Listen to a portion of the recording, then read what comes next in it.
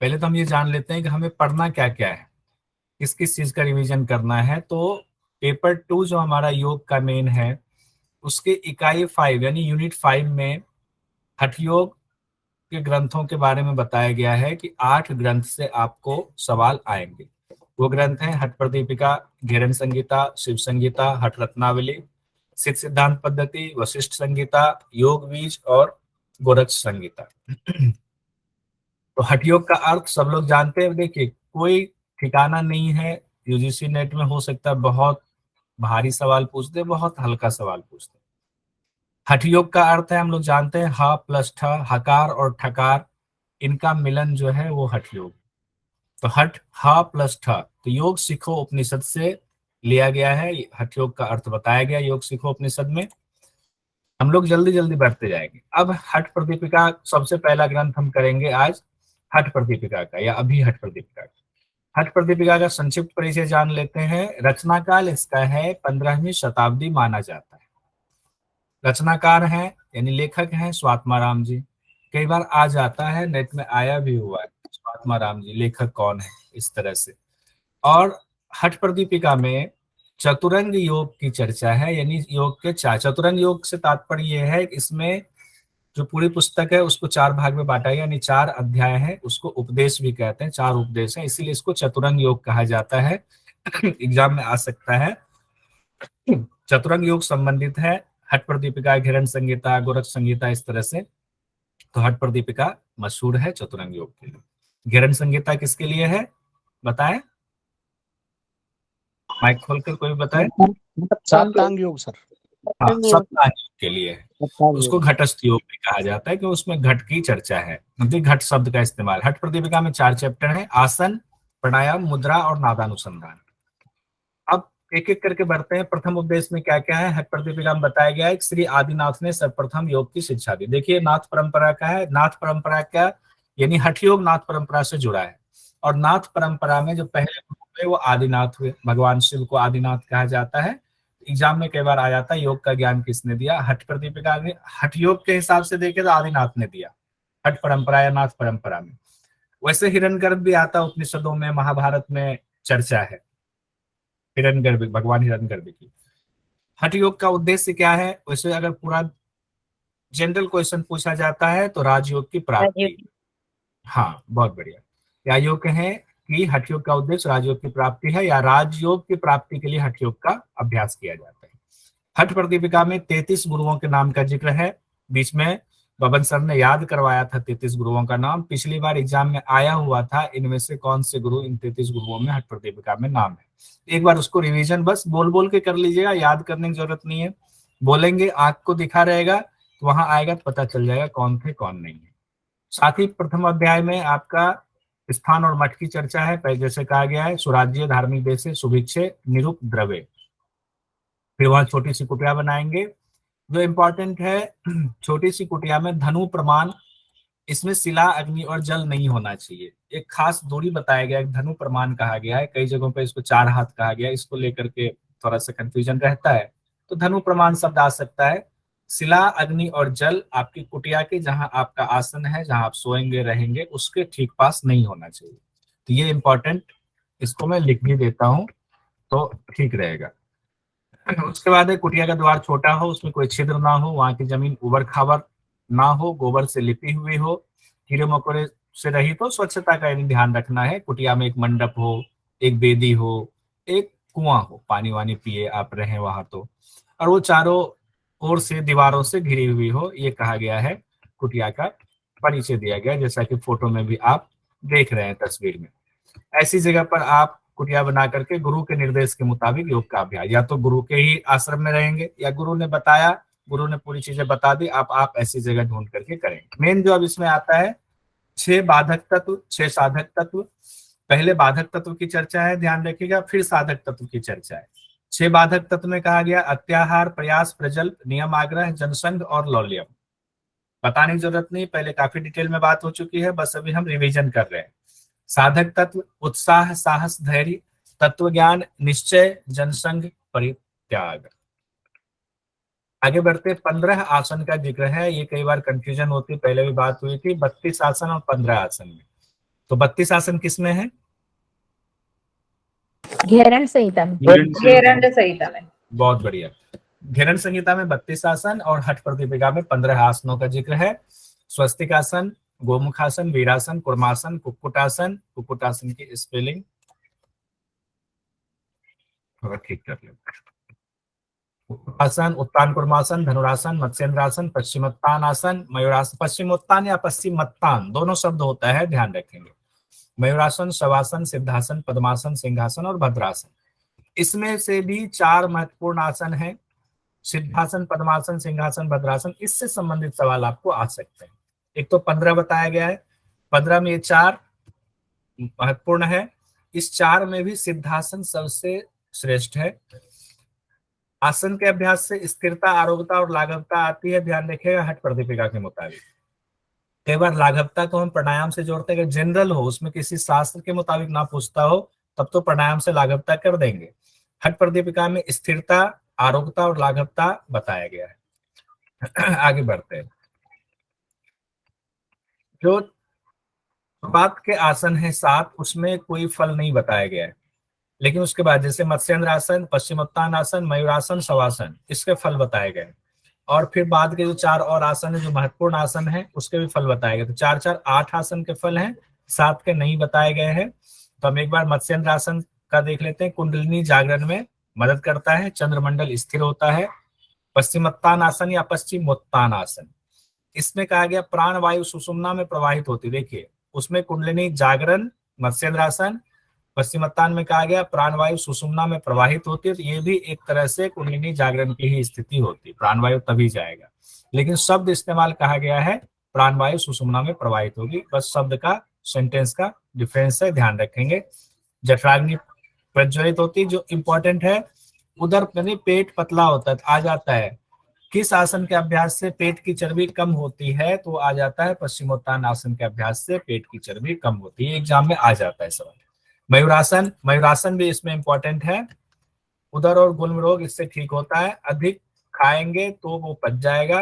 Even की कहा गया विष भी खा लें तो पच जाएगा, लेकिन विष खा करके आसन वासन मत कीजिएगा, ऐसा अभ्यास, ऐसा ट्राई भी मत कीजिएगा। वो एक अलंकार कहा गया है कि खराब से खराब खाना भी पच जाता है। इसके लिए मेन शब्द का इस्तेमाल किया गया वो कालकूटम शब्द का इस्तेमाल किया गया। कालकूटम को कलर में थोड़ा सा रेड कलर में कर देते हैं।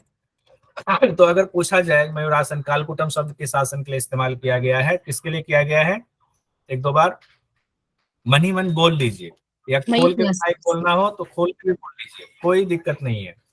और दूसरा जो इम्पोर्टेंट है, हाँ, मयूरासन में श्री लगाया गया है, ध्यान रखिएगा। इसमें 2 जगह श्री लगाया गया, एक तो एक आसन में श्री लगाया गया और एक जगह मुद्रा में श्री लगाया गया। कौन सी मुद्रा में लगाया गया, कोई बता सकते हैं? शाम्भवी सर। हाँ, तो वो आएगा वहां आगे, हमने उसको कोट किया हुआ है।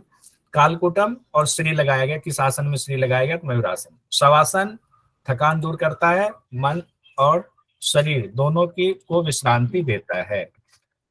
अब ये आगे आसन का क्वेश्चन जो मैं पूछ लिए वो है इसमें, उसमें समय नहीं लगाएंगे। जो मैंने अभी बोला था 7 आसन के कोई फल नहीं बताए गए हैं, 4 आसन के फल है, उसका 4 महत्वपूर्ण आसन के फल बताए गए। इन चारों आसनों में सिद्धासन श्रेष्ठ बता ही दिया। सिद्धासन के 3 और नाम बताए गए हैं कि इसमें हठ प्रदीपिका के मुताबिक, ध्यान रखिए। वज्रासन, मुक्तासन, गुप्तासन। वज्रासन को 1-2 जगह पे और भी सिद्धासन कहा गया है, मेरे ख्याल से योग बीज में भी वज्रासन और सिद्धासन एक ही है, उसमें भी शायद एक ही आसन है, वज्रासन को ही सिद्धासन कहा गया। हठ प्रदीपिका में नारियों की संख्या 72,000 बताई गई है, नारियों को हो गया है नारियों की संख्या। आसन का नाम वज्रासन, मुक्तासन, गुप्तासन, यह भी हो गया। सिद्धासन में जो इंपॉर्टेंट है, 12 वर्ष तक अभ्यास से सिद्धि मिलती है और क्या फल मिलता है, निष्पत्ति और उन्मनी अवस्था की प्राप्ति होती है। तो आप कह सकते हैं कि मोक्ष से संबंधित कौन से आसन है, तो सिद्धासन है। पद्मासन के बारे में कहा गया 2 प्रकार से कहा जाता है, मत्स्येंद्रनाथ की एक मत है और दूसरा दूसरों के हिसाब से। ऐसा कौन कह रहे हैं, ऐसा कहते हैं स्वात्माराम जी। प्राण और अपान वायु को एक करने की बात कही गई है। सिंहासन श्रेष्ठ योगियों द्वारा पूजित है। अब देखिए यहाँ पर एक चीज आ गया नया, सिंहासन के लिए श्रेष्ठ योगियों द्वारा पूजित है, तीनों बंद आसानी से लगने लग जाते हैं अगर ये इसमें सिद्धि मिलती है। भद्रासन का दूसरा नाम गोरक्षासन भी है, ये ध्यान रखेंगे। मिताहारी। उसके बाद कहा गया है कि किनको जल्दी सिद्धि मिल जाती है, तो ये आ जाता है कई बार एग्जाम में, तो इसको भी मैं कलर कर देता हूं। ब्रह्मचारी, मिताहारी, त्यागी और योग परायण, ये 4 शब्द जो है ये इंपॉर्टेंट है। इसको और दूसरा कलर कर देते हैं। हाँ, ब्रह्मचारी, मिताहारी, त्यागी, योग परायण को 1 साल में सिद्धि मिल जाती है। अगर आपके अंदर ये गुण है तो आपको भी सिद्धि मिल जाएगी, फिर आप भी हवा में उड़ने लगेंगे। उसके बाद है मिताहार की चर्चा। मिताहार में हम लोग जानते हैं सुस्निग्ध चिकना भोजन करना है, मीठा खाना है, चतुर्थांश का के नियम का पालन करना है, आधा पेट भोजन, 1/4 पानी, शिव को अर्पित करते हुए भोजन करना है। ये चतुर्थांश वाला जो मिताहार है सब जगह एक ही है। उसके बाद है खाना क्या चाहिए क्या नहीं। तो 4 जो पहले भी चर्चा हुई, 4 रस जो है उसका इस्तेमाल नहीं करना। प्रतिपका में भी कहा गया, घिरन में भी कहा गया, बाकी शास्त्रों में भी। कौन सा? कटु, अमृत, तीक्ष्ण और लवण। 4 को याद करने से अच्छा है 2 याद कर ले। मीठा और कसाय, मीठा कसाय को छोड़ दें, बाकी चारों जो है इस्तेमाल नहीं करना चाहिए। उसके अलावा क्या नहीं खाना है? गर्म नहीं खाना है, हरा साग, खट्टी भाजी, तेल, तिल, सरसों, मध्य मतलब जो है शराब वगैरह, मछली, बकरे का मांस, दही, छाछ, कुल्थी, कोल, खल्ली, हींग, लहसुन, ये वर्जित किया गया है। और क्या कहा गया है? गरम क्या हुआ, मतलब दोबारा गरम क्या हुआ भोजन ना करे। रूखा भोजन, जो बहुत रूखा हो, आपके शरीर को रूखा कर दे, चबाया ना जाए, घुटा ही ना जाए, वैसा भोजन ना। ये स्निग्ध पहले ही कह दिया गया। अधिक नमक ना खाए, खट्टा ना खाए, वर्जित साग भी ना खाए, लेकिन पंच साग खाने की चर्चा की गई। पंच साग में कौन सा आता है? जीवंती, बथुआ, चौलाई, मेघनाथ और पुनर्नवा आता है। ये देखिए इंपॉर्टेंट है। अग्नि, स्त्री, पथ यानी लंबी यात्रा वर्जित है। ये और भी शास्त्रों में कहा गया है। ये 3 चीज को याद रख लीजिएगा, अग्नि, स्त्री और पथ। और स्त्री के लिए पुरुष है, लेकिन शब्द जो इसमें दिया गया है वो स्त्री ही दिया गया है, तो स्त्री जो महिला समाज है वो इसको अन्यथा ना ले। उसके साथ ही सुबह का स्नान और उपवास भी वर्जित है। ठीक है, ये आता है सवाल कई बार। क्वेश्चन नहीं देखेंगे क्योंकि क्वेश्चन जो है सूर्य आंसर कराने वाले। जब तक राजयोग की प्राप्ति ना हो जाए तब तक हम करते रहे। हाँ, 2 इंपॉर्टेंट चीज, यम में मिताहार, नियम में अहिंसा श्रेष्ठ है, ये भी बहुत इंपॉर्टेंट है। और एक चीज ध्यान रखें, योग हठ प्रतिपिका के ज्यादातर जो शास्त्र हैं, ग्रंथ जो लिखे हुए आपके पुस्तक हैं, उसमें 10 यम और 10 नियम सूत्र में या श्लोक में नहीं बताया गया है। हाँ, बिहार स्कूल ऑफ योगा में बताया गया है 10 और उसमें 10, लेकिन उससे कंफ्यूजन बढ़ जाती है। यम में मिताहार श्रेष्ठ है, नियम में अहिंसा श्रेष्ठ है, पता चला एक दूसरे में कंफ्यूजन हो रही है कि उसमें यम में तो उसमें तो मिताहार है ही नहीं और इसमें अहिंसा है ही नहीं। तो हम उस पर नहीं जाएंगे। ये दोनों लाइन बिल्कुल फिक्स है और सही है, एग्जाम में यही आता है, यही आएगा। यम में मिताहार, नियम में अहिंसा। अभी हम डिस्कशन का ज्यादा समय नहीं है तो उस पर जाएंगे। पहला उपदेश हो गया हमारा हठ प्रतिपिका। दूसरे पर आते हैं। द्वितीय उपदेश में क्या है? देखिए, क्रम पूछा जाता है। नारी शुद्धि, षटकर्म और प्राणायाम है।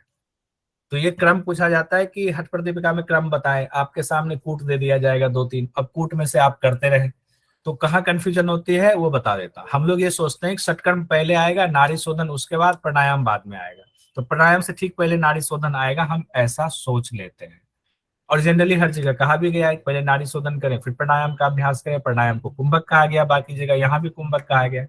लेकिन यहाँ जो क्रम बताया गया हठ प्रतिपिका में, पहले नाड़ी शोधन बताया गया है, फिर प्राणायाम है, लेकिन बीच में षटकर्म डाला गया है। क्यों डाला गया बीच में षटकर्म? क्योंकि इसमें कहा गया है कि कई बार कई लोगों के लिए षटकर्म की जरूरत नहीं है, जिनका कफ नहीं बढ़ा हुआ है, जिनका मोटापा नहीं बढ़ा हुआ है। ऐसे कई शास्त्र आचार्यों का मानना है, पुराने आचार्यों का, कि षटकर्म सबके लिए जरूरी नहीं है।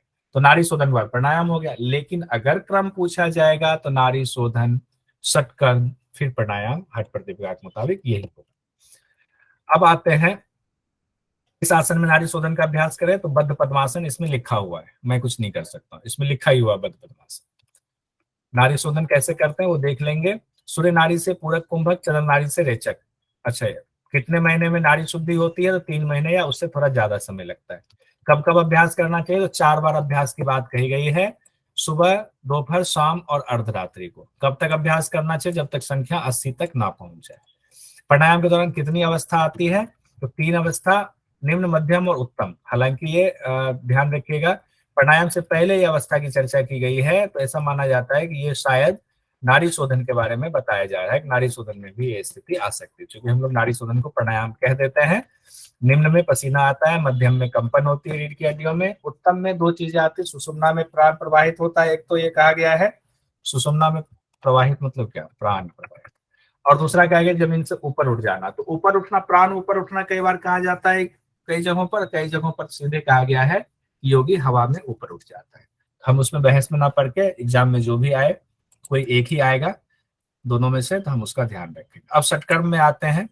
6 कर्म, धोती, वस्ती, नेति, त्राटक, नौली और कपालभाति। धोती के बारे में इसमें 4 अंगुल चौड़ा 15 हाथ लंबा, ये ध्यान रखिएगा, 4 अंगुल चौड़ा 15 हाथ लंबा। बस्ती, उत्कट आसन में बैठकर नाभि तक जल में करना है, गुदाद्वार में नली डाल करके बस्ती वाली क्रिया, पूरा डिटेल नहीं जाएंगे। नेति में जो पूछा जाता है सूत्र की लंबाई हट प्रदीपिका के मुताबिक कितनी है, 9 इंच है हट प्रदीपिका के मुताबिक सूत्र की लंबाई, जो चिकना होना चाहिए। त्राटक है किसी भी सूक्ष्म लक्ष्य को एकटक देखना जब तक कि आंसू ना आ जाए। नौली है कंधे को आगे झुका करके उधर को दाहिने बाएं बाएं दाएं घुमाना है। लोहार की धौपनी के समान पूरक और रेचक, ये आपका कपालभाति आ गया। अब इसको हम फल जो है दिया हुआ है, लेकिन फल पर अभी चर्चा करेंगे तो ज्यादा दिक्कत हो जाएगी। हाँ, सोने के पिटारी के समान गुप्त रखना चाहिए, ये इंपॉर्टेंट है। ये देख लीजिए, 2 चीजें, एक तो है दिव्य दृष्टि वाला सूत्र नेति, यानी नेति से दिव्य दृष्टि आता है, इसमें जल नेति की चर्चा नहीं, ध्यान रखिए। त्राटक को सोने की पिटारी के समान गुप्त रखना चाहिए, ये बताया गया है। अब हम आगे बढ़ते हैं। 8 कुंभक की चर्चा है, सूर्यवेदी, उज्जयी, शीतकारी, शीतली, भस्त्रिका, भ्रामरी, मूर्छा और प्लावनी। आवाज क्लियर आ रही है ना? यस सर, आ रही है। हाँ, क्योंकि मैं दूर से तक आ रही है आपकी आवाज, बहुत सिस्टम अच्छी से। आ रही है। अच्छा, तो 8 कुंभक की चर्चा है। अब 8 कुंभक को हमने यहाँ 3-3 करके ले लिया है सेट में, एक बार इसको देख ही लेते हैं। सूर्य भेदी हम लोग जानते ही हैं, राइट से लेना है पूरक और यथासंभव कुंभक करके। देखिए, जब कुंभक शब्द लिख दिया गया है तो हर प्राणायाम में, यानी कि सूर्य भेदी हो, उज्जयी हो, शीतकारी हो, शीतली, भस्त्रिका, ब्राह्मणी, मूर्छा, प्लावनी, कोई भी हो, सब में कुंभक अंतर्निहित है, कुंभक करना ही करना है, उसमें कोई कंफ्यूजन में नहीं पड़ना है, चाहे सूत्र में लिखा है चाहे नहीं लिखा है। बहुत सारी बातें पहले जमाने में गुरु शिष्य परंपरा होती थी, लिखने की परंपरा नहीं थी, तो सब कुछ नहीं लिखा जाता, सूत्र रूप में बताया जाता थे। कम बोल करके ज्यादा समझ लेना, तो सूत्र बताते थे, गुरु व्याख्या कर देते थे। और वैसे आप लोग जानते हैं कि हठियों के किसी ग्रंथ में पूरी बात लिखी नहीं गई है, गुरु के लिए छोड़ी गई है। सूर्यवेदी प्राणायाम, इसका फल देख लेते हैं। कपाल शोधम वात और दोष को खत्म करता है, कृमि दोष को, जो इंपॉर्टेंट है, कृमि, पेट के कीड़े मरते हैं किससे, तो सूर्यवेदी प्राणायाम से। उज्जयी के बारे में सबसे इंपॉर्टेंट क्या है कि इसको कभी भी कर सकते हैं, उठते बैठते हर वक्त करने के बारे में कहा गया कि आप जब मर्जी तब कर सकते हैं, एकमात्र प्राणायाम ऐसा बताया गया है। उसके बाद शीतकारी प्राणायाम विधि हम लोग जानते हैं, इंपॉर्टेंट देख लेते हैं। दूसरा कामदेव के समान हो जाता है। सृष्टि संहार की क्षमता किससे आ जाती है, अगर उसमें ऑप्शन शीतकारी है, शीतकारी लिखेंगे। सृष्टि संहार ऐसा नहीं कि हम जो शीतकारी सिद्धि हो गई तो हम सबको मार देंगे पूरे ब्रह्मांड का। सृष्टि मतलब हमारी अपनी जो सृष्टि, व्यक्तिगत सृष्टि, उसकी चर्चा हो रही है, उसके संहार की क्षमता आ जाती है। उसके बाद शीतली,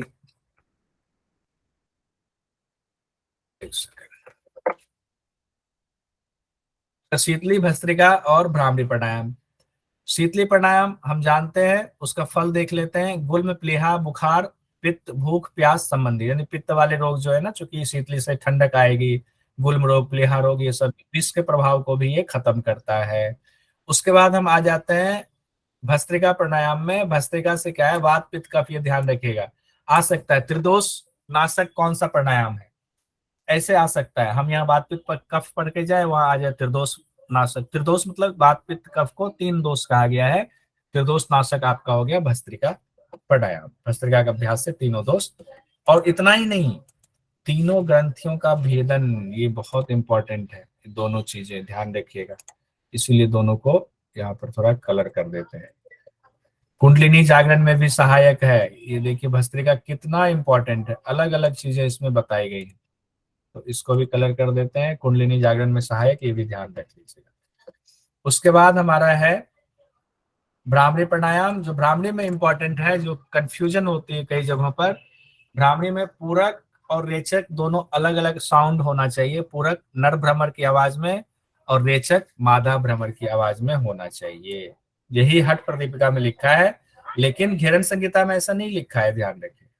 आगे का 7वां और 8वां है मूर्छा प्राणायाम, प्लावनी प्राणायाम। मूर्छा प्राणायाम में क्या कहा गया है, पूरक के अंत में दृढ़ता से जालंधर बंद लगाएंगे, फिर जालंधर बंद में ही धीरे धीरे रेचक करेंगे। जनरली हम जब रेचक करते हैं बंद को खोल कर करते हैं, लेकिन मूर्छा प्राणायाम में बंद लगा करके रेचक करना है। ये बहुत इंपॉर्टेंट बात बताएगी। तो मूर्छा प्राणायाम में रेचक कैसे करना है ये ध्यान रखिएगा। उसके बाद है प्लावनी। प्लावनी का मतलब बहुत सारे देखते हैं ना, योग करने वाले ऐसे होते हैं योगी जिनका अभ्यास बहुत अच्छा है, तो पानी में तैरते रहते हैं, पानी में कोई आसन लगा के, पद्मासन लगा के लेटे हुए, तो लेटे ही हुए हैं। वो कहते हैं बेसिकली फेफड़े में श्वास ना भर के वो पेट में श्वास भर लेते हैं, पेट में श्वास भर के उसके बाद पानी में चले जाते हैं, तो वो कमल पत्र की तरह तैरते रहते हैं। इसका फल ये बताया गया, पानी पर आसानी से जैसे कमल का पत्ता तैरता है वैसे तैरते रहते हैं। अब यहाँ दो चीजें बताई गई, सहित कुंभक और केवल कुंभक। सहित कुंभक, सारे कुंभक जितने आपने 8 पढ़े वो सहित कुंभक है। सहित कुंभक 8 का अभ्यास करते करते जब सिद्धि मिल जाती है, तो एक स्थिति ऐसी आती है जब केवली कुंभक अपने आप लग जाता है, उसका अलग से अभ्यास नहीं बताया गया। बिना रेचक और बिना पूरक के वायु को कहीं भी रोक देना और कितनी भी देर तक रोक लेना, यही केवली कुंभक है। और हमें कब तक अभ्यास करना है सहित कुंभक का, जब तक कि केवली कुंभक की अवस्था ना आ जाए। तो सहित कुंभक कितने हो गए, 8 के 8 सहित कुंभक हो गए। अब आते हैं हठ योग सिद्धि के लक्षण कैसे पता चला।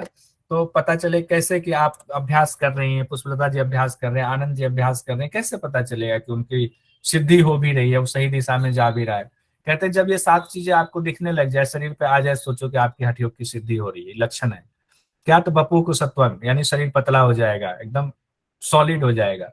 वदने प्रसन्नता, चेहरे पे एकदम प्रसन्नता आ जाएगी, जैसे छोटे बच्चे का होता है, जो नवजात बच्चा होता है, जो 4-5 साल का बच्चा, उसके अंतर्गत उसका चेहरा बिल्कुल निर्मल होता है, प्रसन्न होता है।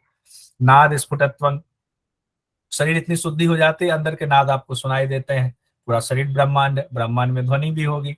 उसके बाद नयने सुनिर्मल, आंख आपका निर्मल हो जाता है, आरोग्यता, शरीर जो है निरोगी हो जाता है। बिंदु जय, बिंदु पर आप विजय प्राप्त कर लेते हैं। और यहाँ दोनों ही बिंदु की चर्चा होती है, एक तो वीर्य और रज वाले बिंदु, महिलाओं में रज, पुरुषों में वीर्य, और दूसरा बिंदु जो आपके चंद्रमंडल से गिरता है, उस वाले बिंदु को भी आप प्राप्त कर लेते हैं, उसको भी आप क्षय नहीं होने देते हैं। अग्निदीपनम, जो 13 प्रकार की अग्नि है आपके शरीर में, उसका सम स्थिति पहुंच जाती है, वो बैलेंस हो जाता है। तृतीय उपदेश में हम सीधे पहुंचते हैं। तृतीय उपदेश बहुत ज्यादा डिटेल में नहीं जाएंगे। तृतीय उपदेश में मुद्रा और बंध का उपदेश दिया गया है। और कितनी मुद्राओं की चर्चा है, तो 10 है। हठ प्रदीपिका में 10 ही है। और कोई बताए घेरण संहिता में कितनी मुद्रा का जिक्र है? 25 बहुत ज्यादा। जैसा पहले बताया गया, घेरण ऋषि सब कुछ डिटेल में बताते थे, तो उसमें ज्यादा बताया गया। 10 मुद्रा की चर्चा है, महामुद्रा, महाबंध, महावीर, खिचड़ी, उद्यान बंद, मूल बंद, जालंधर बंद, विपरीत करनी, वज्रोली और शक्ति चालनी। कुंडलिनी को योग शास्त्र का आधार बताया गया है तृतीय उपदेश में। सीधे हम चतुर्थ उपदेश में पहुंचते हैं। नादानुसंधान की विधि बताई गई, और जो इंपॉर्टेंट है नादानुसंधान की, हम लोगों ने कहा था चारों क्रम कई बार पूछ दिया जाता है, चारों को क्रम से बताएं। तो एक बार फिर से इसकी चर्चा कर लेते हैं। हम किचन में खाना बनाने गए, तो हमने आरंभ किया कि खाना क्या बनाना, मेहमान आने वाले हैं, तो हमने आरंभ किया, तो वो आरंभावस्था हो गई। और उसके बाद क्या होगा कि हम जो है सामान वामान की व्यवस्था करेंगे घट के लिए। मान लो घट मतलब मान लिया यहाँ की कोई घड़ा है, उस घड़े में हम खाना बनाएंगे, तो घड़े का हमने व्यवस्था कर लिया। नहीं, मिट्टी के घड़े में पहले खाना बनाते थे, मिट्टी के घड़े का हमने व्यवस्था कर ली। उसके बाद क्या हुआ, अब वो जो खाना बना रहे हैं उससे परिचय होगा। अब खाना जो है जिसकी सुगंध आनी शुरू हो गई, तो मेहमान आया कहेगा आहा, ओ शाही पनीर बन रहा है, सुगंध आ रही है, तो परिचय होने लगा खाने से उसका। और जब उन्होंने खा लिया, कहा हा, तो मोक्ष कैसे लगता है, आनंद आ गया, एकदम निष्पत्ति अवस्था आ गई। तो 4 अवस्था में ऐसे ही कुछ और आपके मन में भी आए उदाहरण तो जोड़ सकते हैं। आरंभावस्था, घटावस्था, घट का परिचय होगा, फिर निष्पत्ति हम पहुंच जाएंगे। तो इंपॉर्टेंट इसमें क्या है, इंपॉर्टेंट ये है कि आरंभावस्था में ग्रंथि का भेदन होता है। तो किस अवस्था में कौन सी ग्रंथि का भेदन होता है वो देख लें। 3 ग्रंथि है, ब्रह्म ग्रंथि, विष्णु ग्रंथि, रुद्र ग्रंथि। और अवस्थाएं 4, ग्रंथि है 3। तो परिचय अवस्था में किसी ग्रंथि का भेदन नहीं होता है। बस एक ये याद कर ले, बाकी सेट कर देंगे, ब्रह्म ग्रंथि, विष्णु ग्रंथि, रुद्र ग्रंथि, यही आपका हो गया। इससे हो सकता है कि एग्जाम में आ जाए, आपका एक छूटेगा नहीं। आरंभा में ब्रह्म ग्रंथि, घटा में विष्णु ग्रंथि, परिचय अवस्था में किसी ग्रंथि का भेदन नहीं होता है, निष्पत्ति अवस्था में रुद्र ग्रंथि का भेदन हो जाता है और कहते हैं प्राण शिव स्थान में पहुंच जाता है।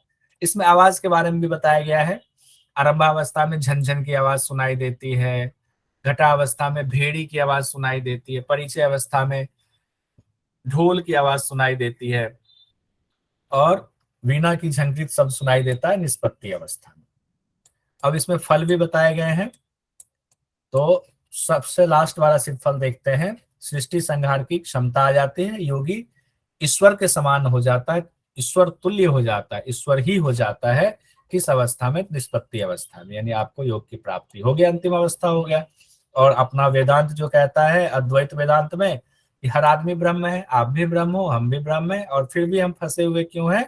तो सिर्फ माया की वजह से, आक्षेप की वजह से हमारे ऊपर अज्ञान का पर्दा है। इसीलिए हम अपने आप हम जो ब्रह्म है उस ब्रह्म को महसूस ना करके हम कुछ और ही महसूस करते हैं।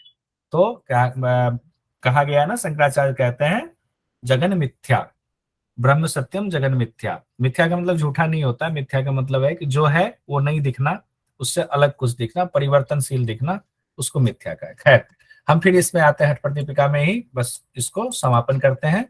सृष्टि का बीज ओंकार प्रणव को कहा गया है। मुद्रा में सर्वश्रेष्ठ खेचरी मुद्रा। निरालम एक परमात्मा, निरालम, निरालम मतलब किसी चीज का जब अवलंबन ना रहे तो परमात्मा की स्थिति हो जाएगी, वही मोक्ष की निष्पत्ति अवस्था। उसके बाद आपके कोई विचार ही नहीं, सब शांत हो गया, चित्त निर्मल हो गया। एकमात्र सर्वश्रेष्ठ अवस्था कौन सी है? मनो उन्मनी अवस्था को सर्वश्रेष्ठ अवस्था कहा गया। बंध में सर्वश्रेष्ठ कौन सा? उद्यान बंध, ध्यान रखिएगा। आसनों में सर्वश्रेष्ठ सिद्धासन।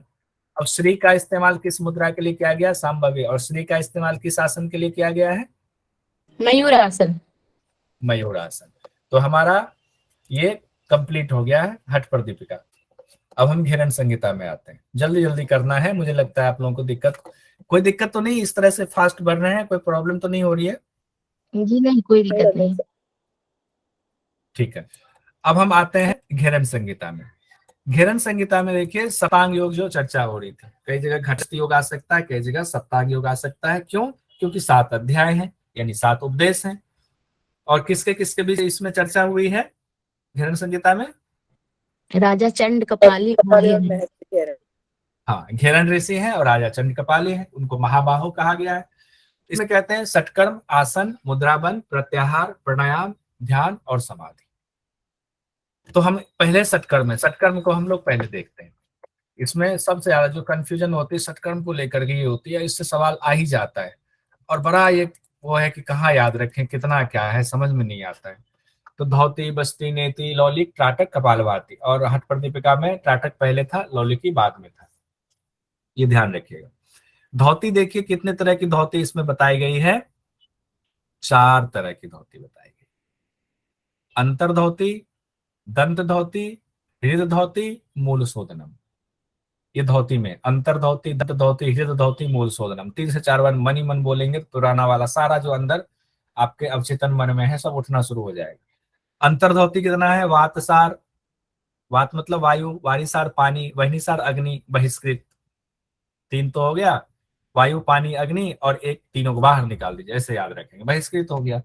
दंत धौती मतलब मुंह से संबंधित है, दांत की सफाई कर लिया, जीभ की सफाई कर लिया, हम लोग सुबह सुबह ब्रश करते हैं, दांत की सफाई कर लिया, जीवा भी कर लेते हैं, टंग ब्रश कर लेते हैं, कानों की सफाई कर लेते हैं, और कपाल रंध्र। तो देखिए एग्जाम में जो सवाल आता है वो दंत धौती से आ जाता है, यहाँ कंफ्यूज करने के लिए। क्यों? हम ये सोचते हैं दंत धौती 4 है, लेकिन दंत धौती कितने हैं? 5 है। 5 है। 5 है। क्यों 5 है? कर्णरंध्र धौती जो है वो 2 है। ठीक है, तो कर्णरंध्र धौती 2 होने की वजह से, एक सेकेंड,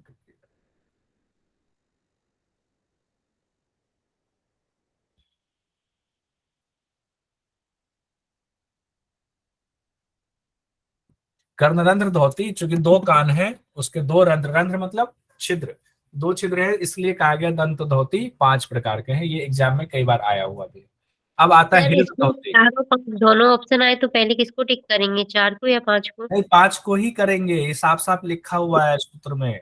ठीक है, कोई कंफ्यूजन नहीं इसमें। ऐसा होता है एक में होता है कंफ्यूजन कि या तो 4 देगा या 5 देगा, इसमें कोई कंफ्यूजन नहीं, 5 ही होगा, 5 ही लिखा हुआ है, 5 ही हम टिक लगाएंगे। कंफ्यूज बिल्कुल मत होइएगा, 2 नंबर कटवा के आ जाएंगे, 4 पे लगाएंगे तो। हृदय धोती 3 है, तो हृदय धोती में है दंड धोती, वमन धोती, वसन, वसन मतलब वस्त्र धोती।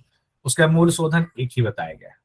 बस्ती, बस्ती में जल बस्ती, शुष्क बस्ती। इसमें जो आता है जल बस्ती किसमें करना है? उत्कटासन में। शुष्क बस्ती किसमें करना है? पश्चिमोत्तानासन में। हाँ, बुधा का आकुंचन वही अश्विनी मुद्रा का दोनों में, बस्ती में अश्विनी मुद्रा का दोनों का। एक में अश्विनी मुद्रा शब्द नहीं लिखा गया, इसमें अश्विनी मुद्रा शब्द लिख दिया गया है, बस इतना ही अंतर, लेकिन करना दोनों में है। नेति कहा गया है, शिव सूत्र नेति की चर्चा है जो पहले भी बता दिया गया है, उसमें भी हठ प्रतिपिका में भी शिव सूत्र नेति की चर्चा इसमें भी है। 1 बितस्ती लंबा, 9 इंच लंबा, 9 इंच लंबा या 12 अंगुल लंबा या आधा हाथ लंबा, दोनों इसमें से जो भी आ जाए, 1 2 3 4 ऑप्शन में से कुछ भी आ सकता है। लौलिकी, पेट को तीव्र गति से घुमाना, नौली घुमाना। त्राटक, बिना पलक झपकाए जब तक आंसू न निकल आए तब तक देखना। इतना ही लिखा हुआ, हालांकि त्राटक इतना ही नहीं है, लेकिन शास्त्र में जो किताब है उसमें इतना ही लिखा हुआ। कपाल भाती इसमें अलग है, बिल्कुल डिफरेंट है। 3 प्रकार के, वात क्रम, व्युत क्रम, शीत क्रम। सब लोगों को रिकॉल हो गया होगा। हम आगे बढ़ते हैं। शरीर रूपी घट को पकाने के लिए शब्द साधन बताया गया है। अब ये इससे सवाल आ जाता है। अब यहां देखिए, प्राणायाम में क्या है? लाघवता, इसलिए प्राणायाम पहले कर रहा हूं कि हठ प्रदीपिका में आसन में लिखा हुआ था लाघवता, आरोग्यता था, लाघवता था, ठीक है। तो यहाँ पर लेकिन प्राणायाम में लाघवता दिया गया है, तो ये घेरन संहिता हठ प्रदीपिका में थोड़ा सा ये अंतर है, हम ये ध्यान रखें। सटकर्म से शोधन कहा गया है, आसन से कहा गया दृढ़ता, किसके हिसाब से? तो घेरन संहिता के हिसाब से। मुद्रा से स्थिरता आती है, प्रत्याहार से धैर्य आता है, प्राणायाम से लाघवता हल्कापन आता है, और ध्यान से आत्मा का प्रत्यक्ष होता है, और समाधि से निर्लिप्तता आ जाती है, प्रकृति से पूरी तरह निर्लिप्तता आ जाती है। सवाल है, सवाल को छोड़ते हैं क्योंकि सवाल सूर्यकांत सर अभी कराएंगे। हम आगे बढ़ते हैं। देवताओं के समान शरीर किन किन अभ्यास से बताया गया है? हम इसमें तो वारिसार और नारी प्रक्षालन से देवताओं के समान शरीर। कामदेव के समान किन किन सत्कर्म से हो जाता है? तो जल बस्ती और शीतक्रम कपालभाति से। दिव्य दृष्टि कहाँ कहाँ बताया गया है घेरन संहिता में? किस किस अभ्यास से मिलेगी? कपाल रंध्र धोती से, नेति से और त्राटक से। और हठ प्रदीपिका में किससे था? त्राटक से। और था नेति से था क्या? जल्दी बताइए, कंफ्यूज क्यों हो रहे हैं? नेति से भी। नीति त्राटक दो। ठीक है, आगे बढ़ते हैं। किस सटकर्म के अभ्यास से नाद सुनाई देने लगता है? तो कर्ण रंध्र धोती से नाद सुनाई देने लगता है। 2 जो इंपॉर्टेंट बिंदु है, नेति खिचड़ी की सिद्धि, त्राटक से सांभविक सिद्धि, ये घेरन संहिता में बताया गया, इसका ध्यान रखिएगा। नेति से खिचड़ी की सिद्धि, त्राटक से सांभविक की सिद्धि होती है। ये दोनों पहले याद करवाया हुआ था कई बार, फिर से आ गया तो हो जाए। कुष्ठ रोग किस धोती के अभ्यास से खत्म होता है? तो वस्त्र धोती या वसन धोती, दोनों में से जो भी आपके पास आएगा, या तो वस्त्र धोती आएगा या वसन धोती आएगा। उसके बाद है हमारा धोती। दंड धोती में किन किन चीजों का इस्तेमाल किया जाता है? केले के दंड का, हल्दी के दंड का, वेत्र दंड का, ऐसा सूत्र में लिखा हुआ, श्लोक में लिखा हुआ। दंड धोती कहां पर आता है? किस धोती के अंतर्गत आता है?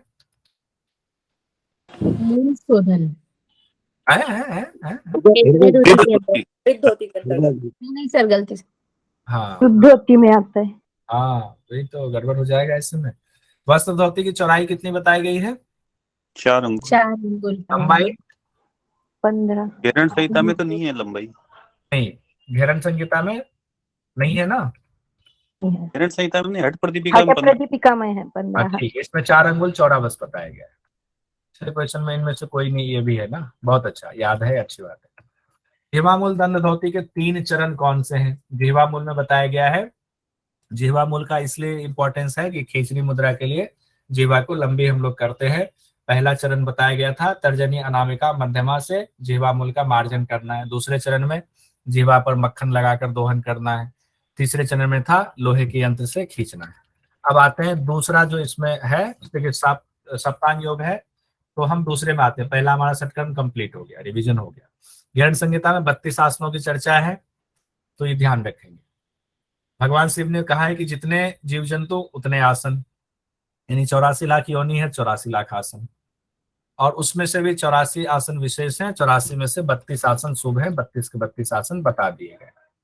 जिनके फल बताए गए हैं और जिनके फल नहीं बताए गए हैं वो हमने अलग अलग करके आपको नोट्स भी दिया था, आपके पास होंगे। जिनके फल बताए गए वो हैं सिद्धासन, पद्मासन, भद्रासन, मुक्तासन, वज्रासन, सिंहासन, मृतासन यानी शवासन, मत्स्यासन, गोरक्षासन, मकरासन, भुजंगासन।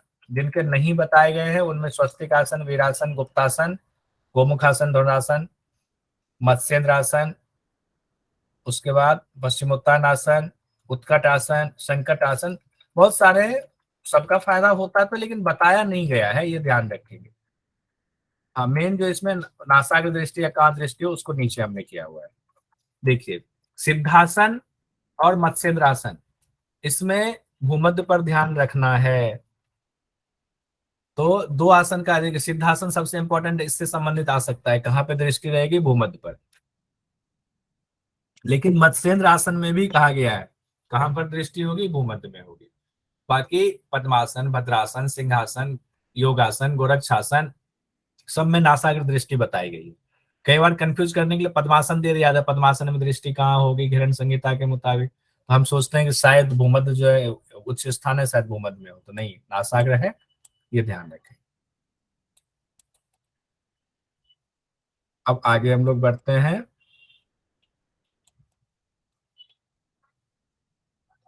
भुजंगासन, हाँ, भुजंगासन, भुजंगी देवी का जागरण यानी कुंडलिनी जागरण, ये कहा गया है। भुजंगासन बहुत इंपॉर्टेंट है। आसन से 11 महत्वपूर्ण सवाल, इसको एक बार देख लेते हैं फटाफट फटाफट, जल्दी जल्दी में। हिरण संहिता के अनुसार किस आसन से कुंडलिनी जागरण संभव है? आप लोग जल्दी जल्दी बोलते हैं, हम बढ़ते जाएंगे। भुजंगासन। भुजंगासन। हिरण संहिता में कितने आसनों की चर्चा की गई है? 25। हिरण संहिता के मुताबिक देखिए, चारों ऑप्शन देख ले। किस आसन में दृष्टि भूमध्य पर होती है? पद्मासन, सिंहासन, योगासन, मत्स्येंद्रासन। मत्स्येंद्रासन। मत्स्येंद्रासन अभी हम लोगों ने तुरंत पढ़ा। हिरण संहिता के मुताबिक सिद्धासन में दृष्टि कहाँ होती है? जल्दी बता दीजिए बिना ऑप्शन पढ़े। भूमध्य। हिरण संहिता के मुताबिक श्रम और चित्त विश्रांति फल है किसका? शवासन का। मृतासन दिया है, शवासन नहीं दिया है, ध्यान रखिए। हिरण संहिता के मुताबिक पश्चिमोत्तान आसन या पश्चिमोत्तान दोनों शब्द होता है। षटकर्म की कौन सी क्रिया की जाती है? बस्ती। सुस्वस्ति। हिरण संहिता के मुताबिक उत्कट आसन में षटकर्म की कौन सी क्रिया की जाती है? जलबस्ती। हिरण संहिता के मुताबिक जलबस्ती किस आसन में की जाती है? पलट के क्वेश्चन आ सकता है। पश्चिमोत्तानासन। जलबस्ती उत्कट आसन उत्कटासन में। स्थल बस्ती पश्चिमोत्तान। और कौन सी मुद्रा का इस्तेमाल किया जाता है? अश्विनी। हिरण संहिता के मुताबिक पद्मासन में दृष्टि कहाँ होगी? एक बार फिर से आ गया। नासाग्र में। ठीक है, अब इसको छोड़ देते हैं, यहाँ पे आप लोग। ठीक है, तीसरा है मुद्रा। फटाफट बढ़ते हैं मुद्रा में। हिरण संहिता में 25 मुद्राओं का जिक्र है, 25 मुद्राओं की चर्चा है। इसमें बंध को, धारणा को, सबको मुद्रा के अंतर्गत ही रखा गया। इवन कि आप जो चक्र पे ध्यान लगाते हैं उसको भी मुद्रा के अंतर्गत रखा गया है। तो ध्यान को चूंकि यहाँ पर बिल्कुल अलग बताया गया है और यहाँ चक्र ध्यान को अलग बताया गया, तो मुद्रा में ही रखा है। शरीर के एक विशेष स्थिति में आप ध्यान जब वहां करते हैं तो उसको मुद्रा में कहा गया है। लेकिन उसको भी जब हम 3 पार्ट में तोड़ते हैं तो 4 बंध की चर्चा है, 16 मुद्रा की चर्चा है और 5 धारणा की चर्चा है। लेकिन सबको मिलाकर के अगर 25 देखेंगे, सबके सब मुद्रा ही है। अब सबका सब हम इसमें नहीं देखेंगे। एक वलित पलित निवार्यत भी लिखा हुआ है महामुद्रा में, लेकिन हमने ये कहा था एग्जाम में, इससे संबंधित सवाल आया था जो कंफ्यूजिंग था। ज्यादातर पुस्तक में महामुद्रा में वलित पलित निवार्यत शब्द नहीं लिखा हुआ है, इसीलिए एग्जाम में अगर आता है तो महामुद्रा से हम वलित पलित निवार्यत नहीं जोड़ेंगे, लेकिन कई बार एमसीक्यू देख करके हम अपनी बुद्धि से इस्तेमाल करेंगे। ठीक है, इस पर चर्चा पहले हुई है। नभो मुद्रा के बारे में कहा गया किसी भी समय कहीं भी कोई भी कार्य करते हुए कर सकते हैं, इसी का नाम आकाशीय मुद्रा है। उड्डयन बन महाखग से जुड़ा हुआ है, महाखग को ऊपर उठाने की चर्चा की गई है, इसी को उद्यानवन कहा गया। इसे मृत्यु मातंग केसरी भी कहा गया है, यानी मृत्यु रूपी हाथी के लिए सिंह के समान है, यानी कि हमारी उम्र लंबी हो जाती है। उसके बाद हम बढ़ते हैं जालंधर वन। 6 महीने में के अभ्यास से सिद्धि मिल जाती है। जो इंपॉर्टेंट है 16 आधारों का बंधन होता है। मूल बन ये आता है एग्जाम में, मरुत सिद्धि किससे मिलती है? मूल बन से। मैंने कहा था मूल बन से मां से मूल बन, मां से मरुत सिद्धि, तो कोई कंफ्यूजन नहीं। मरुत सिद्धि मूल बंध मां से है, बंध में आएगा लगा देंगे। महाबंध सभी बंधों में श्रेष्ठ है। विशिष्ट बंध उद्यान बंध, पराबंधो श्रेष्ठ बंध महाबंध को कहा गया। खैर ये सब इतना आएगा नहीं, उसकी टेंशन नहीं लेना है। महावेद इंपॉर्टेंट इसलिए है कि महावेद के बिना मूल बंध और महाबंध का अभ्यास नहीं किया जाता है, निष्फल होता है। तो इसलिए इसको हमने नीचे दोनों का घेरण संहिता हठ प्रतिपदा में क्या कहा गया है वो का कंपैरिजन भी कर दिया है। महावेद, मूलबंध, महाबंध, इन तीनों का अभ्यास करने वाले योगी को उत्तम योगी माना। यानी जब भी अभ्यास होगा तीनों एक साथ होगा, लेकिन क्रम अलग है। घेरण संहिता में महावेद के साथ कहा गया मूलबंध और महाबंध, और हठ प्रतिपदा में कहा गया महामुद्रा महाबंध। ये ध्यान रखेंगे, यानी कि एक में मूलबंध है, एक में नहीं है। महामुद्रा महाबंध हठ प्रतिपदा में कहा गया था, घेरण संहिता में मूलबंध महाबंध कहा गया। खिचड़ी तो हम लोगों ने बहुत पढ़ लिया हुआ है। पहला रस जो है इसका स्वाद होता है लवण, अंतिम रस का स्वाद अमृत होता है, इसको याद रखें। शरीर न अग्नि में जलता न पवन में सूखता है, ये खिचड़ी मुद्रा का फायदा है, फल है। विपरीत करी मुद्रा इससे संबंधित इसलिए आता है, कई बार आ जाता है कि सूर्य का स्थान नाभि में है या चंद्रमा में है, चंद्रमा का स्थान तालु में है, सूर्य का स्थान कहाँ है, नाभि में या तालु में। तो ये ध्यान रखेंगे, नाभि में सूर्य का स्थान, चंद्रमा का स्थान तालु में है। चंद्रमा से अमृत गिरता है, सूर्य उसको ग्रस लेता है, इसलिए हम अपने शरीर की स्थिति को विपरीत कर देते हैं, तो हमारा जो है अमृत बचा रहता है, उससे हमें फायदा होता है, योग में सिद्धि मिलती है। योनि मुद्रा का अभ्यास बताया गया। सन्मुखी मुद्रा, यानी सन्मुखी मुद्रा शब्द तो नहीं लिखा गया है, लेकिन सन्मुखी मुद्रा जैसे लगाते हैं वैसे ही योनि मुद्रा का अभ्यास इसमें मेन है। एकमात्र ये मुद्रा है जिसमें सभी 6 चक्रों का ध्यान किया जाता है, ये ध्यान रखिएगा। अगर आ जाए, इस तरह क्वेश्चन अभी तक नहीं आया है लेकिन आ सकता है, हमें पता होना चाहिए। सभी 6 चक्रों का ध्यान किस मुद्रा में करते हैं? तो योनि मुद्रा में एक साथ कर लेते हैं। ओम और हंस मंत्र का जाप करते हैं। सर काकी मुद्रा लिखा है ना, ये नीचे काकी मुद्रा। काकी मुद्रा से प्राण खींचने की बात है। अच्छा, ठीक है। काकी मुद्रा यानी कि मुंह को चोंच के समान बनाते हुए श्वास खींचेंगे। लेकिन अगर योनि मुद्रा में कहे कि सभी 6 चक्रों पर ध्यान लगाना, किसमें है? तो योनि मुद्रा में। इसमें क्या होता है? कुंडलिनी सहित जीव को सहित शक्ति, यानी कि इसमें कहा गया है कि शिव से संगम हो जाता है कुंडलिनी शक्ति का। एक को माँ कहा गया, एक को पिता कहा गया। जीव सहित उठाकर शिव से संगम करा दिया आपने आज्ञा चक्र में, तो हो गया। खुद को ब्रह्म की अनुभूति होती है। इसी में जो और इम्पोर्टेंट है, ब्रह्म हत्या, भ्रूण हत्या, सुरापान, गुरु तल्पक का पाप भी धुल जाता है। किससे? योनि मुद्रा से। इतना इंपॉर्टेंट है योनि मुद्रा। इसीलिए बताओ, योनि मुद्रा का अभ्यास बहुत गुप्त अभ्यास है, और बड़े बड़े योगी जो अभ्यास करते हैं कई क्रियाओं में इसको बताते हैं, और वहां विधि थोड़ी सी अलग होती है, लेकिन कराते हैं इस अभ्यास को जरूर, योनि मुद्रा का अभ्यास। इससे ज्यादा इसके बारे में नहीं बताऊंगा। वज्रोनि मुद्रा के अभ्यास से बिंदु की सिद्धि होती है। आगे बढ़ते हैं। शक्ति चालनी मुद्रा, इसी में कहा गया जिनका कुंडलिनी जागरण नहीं हुआ पशु के समान है, घेरण ऋषि कहते हैं, इसीलिए कुंडलिनी जागरण से ब्रह्मरंध्र खुल जाता है, ऐसा कहा गया है। शक्ति चालन मुद्रा में वस्त्र की लंबाई बताई गई है 1 बितस्ती और चौड़ाई 4 अंगुल। लंबाई 1 बितस्ती, चौड़ाई 4 अंगुल होती है। इसके अभ्यास के दौरान अश्विनी मुद्रा का अभ्यास किया जाता है। अब जो इंपॉर्टेंट है, इंपॉर्टेंट पॉइंट देखिए, शक्ति चालन के बिना योनि मुद्रा की सिद्धि नहीं होती है। पहले शक्ति चालनी मुद्रा, फिर योनि मुद्रा का अभ्यास किया जाता है, इसे विग्रह सिद्धि मिलती है। तो अब एग्जाम में आ जाता है कि विग्रह सिद्धि किससे मिलती है। तो अगर आपको आ जाए, देखिए ऑप्शन में अगर शक्ति चालनी मुद्रा कहीं नहीं है, सिर्फ योनि मुद्रा है, तब तो योनि मुद्रा पर टिक लगा दीजिएगा। अगर सिर्फ शक्ति चालनी मुद्रा है तो शक्ति चालनी पर टिक लगाएंगे। अगर दोनों के पेयर में है तब शक्ति चालनी और योनि मुद्रा के पेयर के साथ टिक लगाएंगे। 3 तरीके से एग्जाम में पूछा जा सकता है।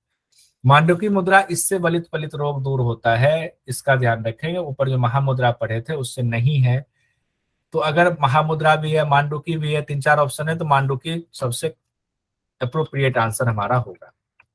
संभवी मुद्रा, आत्मा का निरीक्षण किया जाता है, इसमें आत्माराम शब्द का इस्तेमाल किया जाता है।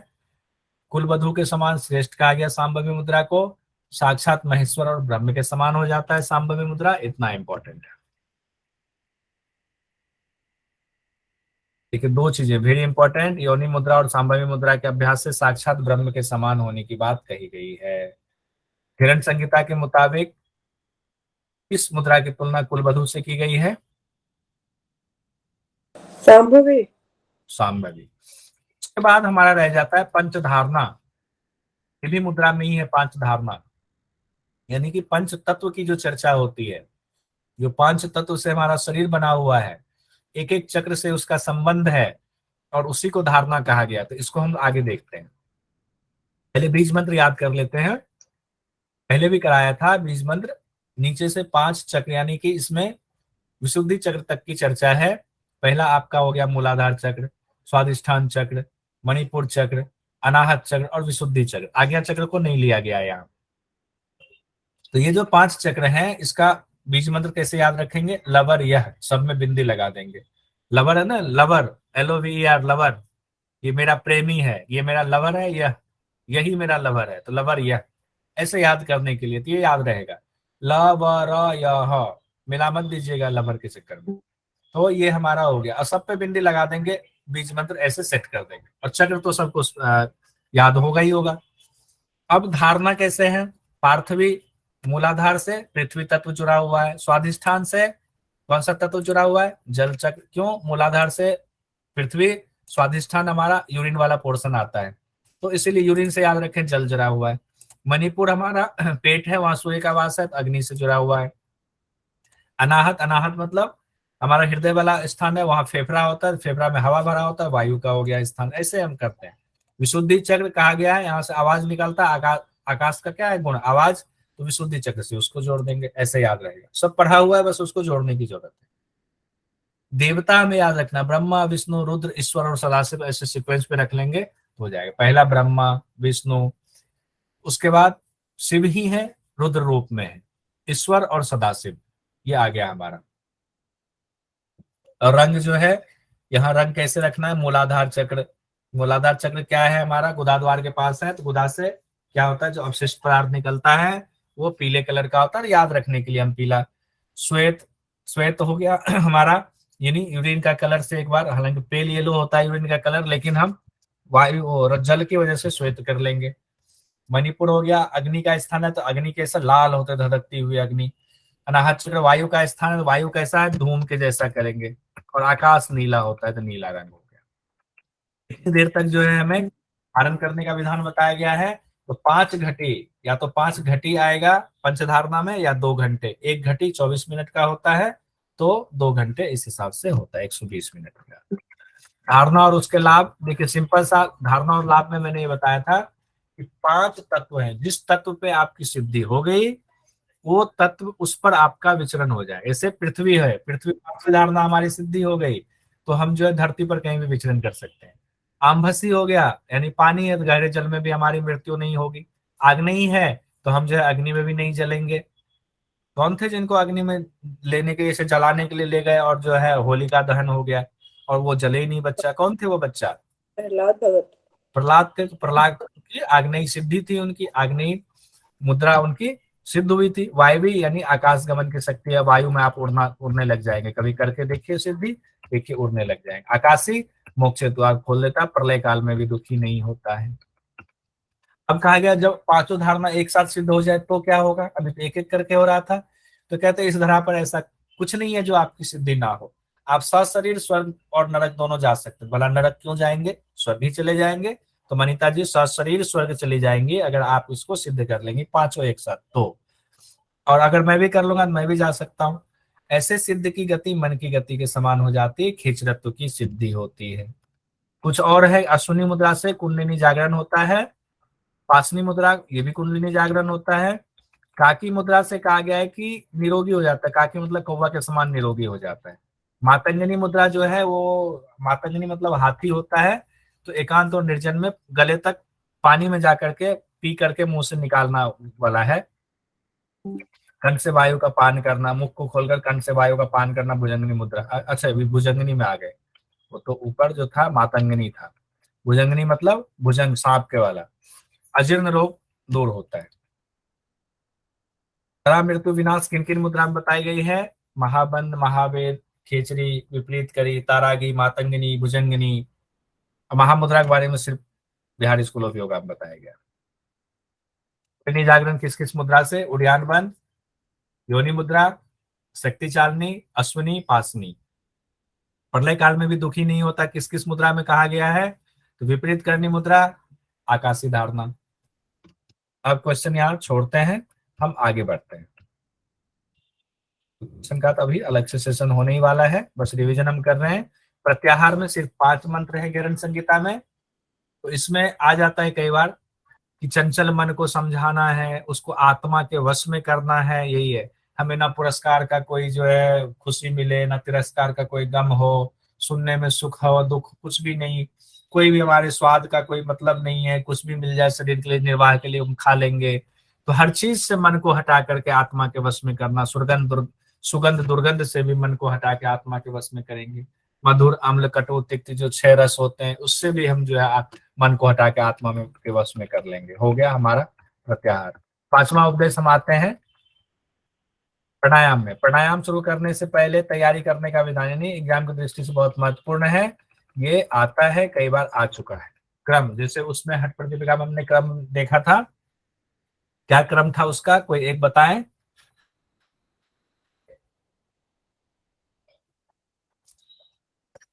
हठ प्रतिपिका में क्या क्रम था, कोई बता दीजिए माइक खोलकर।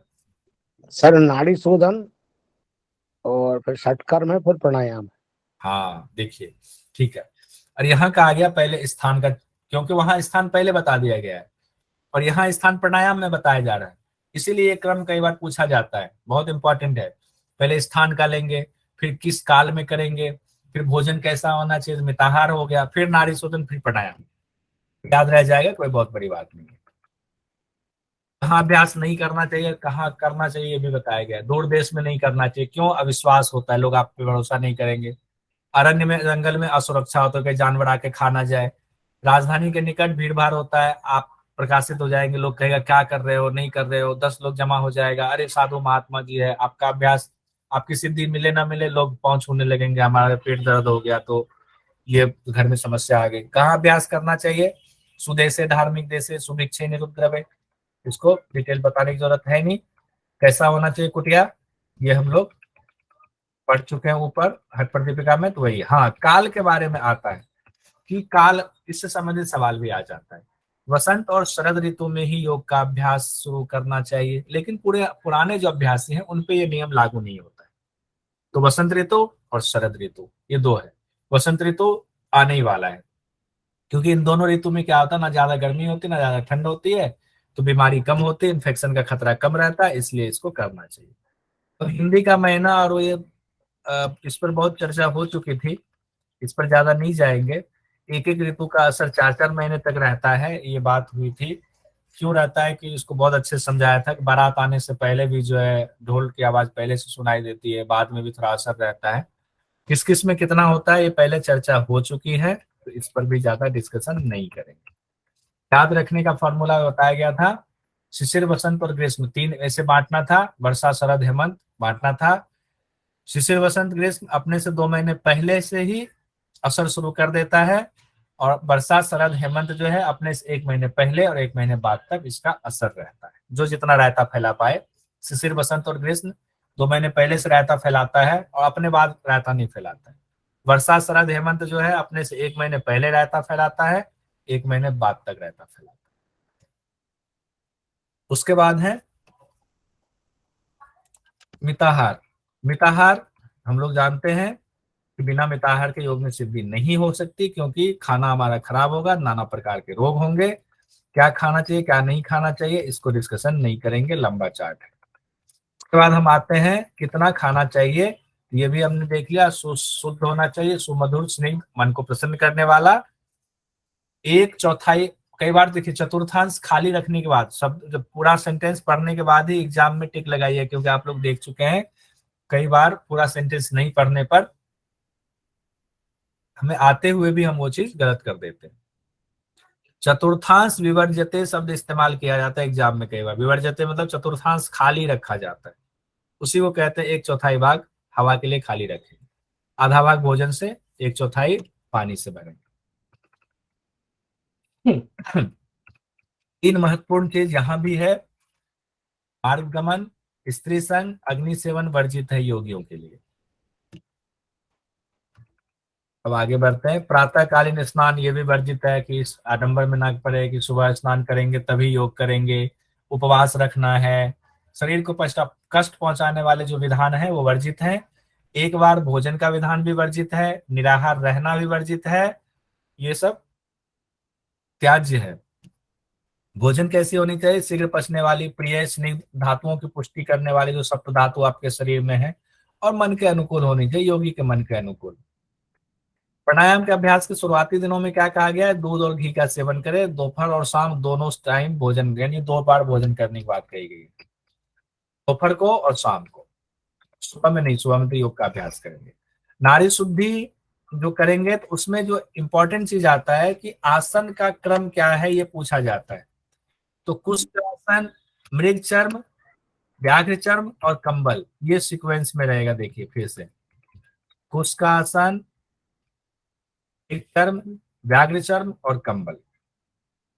कंबल सबसे लास्ट में, जो सबसे अच्छा उपलब्ध है वो सबसे लास्ट में है, और जो चीजें अब नहीं उपलब्ध उतना होता है। कुश का आसन आसानी से मिलता है, कुश का आसन तो ऐसे करेंगे, एक शाकाहारी हो गया ऊपर, एक शाकाहारी नीचे हो गया, बीच में 2 मांसाहार वाला मामला फंस गया। मृग और व्याघ्र, ऊपर कुश हो गया और नीचे जो है कंबल हो गया।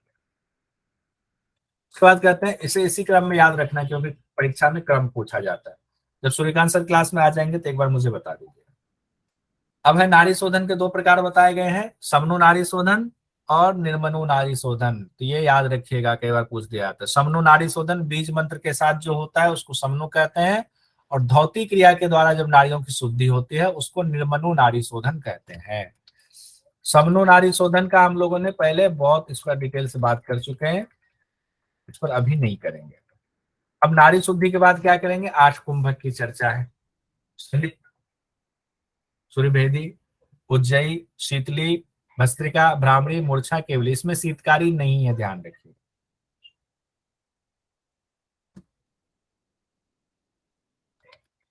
नारी शोधन और सहित प्राणायाम के भेद एक साथ देख लीजिए। नीचे नारी शोधन समनु निर्मनु, और सहित प्राणायाम जो पहला प्राणायाम है उसके भी होता है सगर्भ और निगर्भ। तो नारी शोधन समनु निर्मनु हो गया आपका बीज मंत्र के साथ, निर्मनु धौती कर्म के साथ। सहित प्राणायाम सगर्भ वाला बीज मंत्र के साथ, निगर्भ वाला बिना बीज मंत्र के।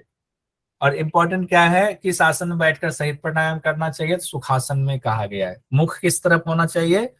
पूर्व और उत्तर की ओर होना चाहिए जब प्राणायाम आप करें तो। इसको भी अभी छोड़ेंगे, हम इससे आगे बढ़ते हैं। हाँ, इम्पोर्टेंट ये वाला है, इसको देख लेते हैं। 3 भेद बताया गया है, उत्तम, मध्यम और अधम। इसमें कहा गया है भूमि से ऊपर उठ जाते हैं उत्तम वाले में, मध्यम वाले में मेरुदंड में कंपन होता है, अधम वाले में पसीना आता है। मात्रा भी इसमें बताई गई है, किस मात्रा से अधम?